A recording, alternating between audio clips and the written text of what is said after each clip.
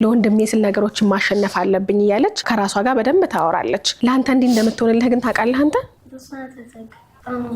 ወላሂ በል ምን ነው የምትወድላት ያአላህ ይሄ ላንቺ ትልቅ ነገር ነው አይደለ በጣም ምክንያቱም የምትኖሪለት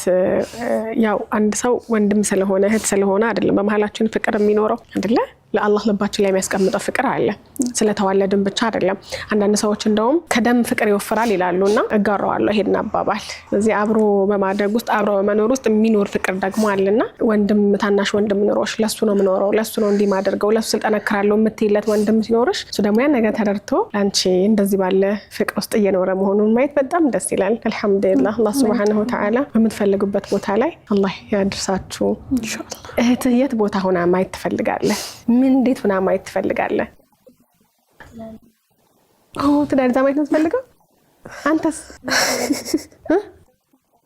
እሷ ትዳር ይዛ ከሄደች አንተ ከማን ጋር ትኖራለህ ከም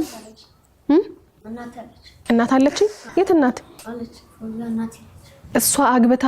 በትሄድም ፎዚያ እንደ እናት እንደምታኖር እርግጠኛ ነህ ግን እኮ ወላጅ እናት አይደለችም የሆነ ቀን ብታውስ